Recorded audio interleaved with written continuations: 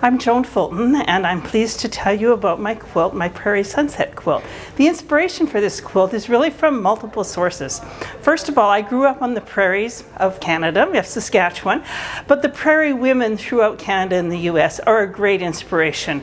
And when I think of how they settled the country, how they worked through dust bowls and droughts, and yet still raised wonderful families, built strong communities, and how did they do it? They did it because they supported each other, and quilting bees were often a way that they came together and provided that support for each other.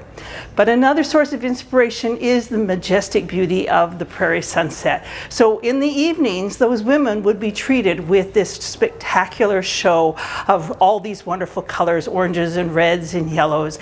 And so I think that was probably another source of inspiration for them. On this quilt, I've not only included the Prairie Sunset, but I've included the grain elevator. And the grain elevator was an important source for the economy.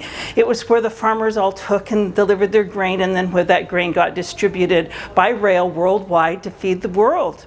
So, and those grain elevators are now disappearing across the landscape because they're being replaced with these concrete steel structures that aren't nearly as inviting. So those were my two sources of inspiration. In terms of technique, I dye painted the background first, and then I thought a lot about the quilting stitching that I would do. And the quilting stitching is all text. And I started with a book that my uncle had written about life on the prairie, and there's a whole chapter about the women and their quilting bees. So of course that's about his mother, my grandmother, and their quilting bees and how they supported each other. So I took that text and put it onto the quilting stitching. I still had space, so then Connie Calder is a singer-songwriter from Saskatchewan, and I took the lyrics from two of her songs off her Wood River album and copied those onto the quilt with full attribution, of course. I still had some space, and I went looking at what else fit Prairie Women. Recipes. And so I've completed it with some of our family recipes, which of course are the ones from my grandmother.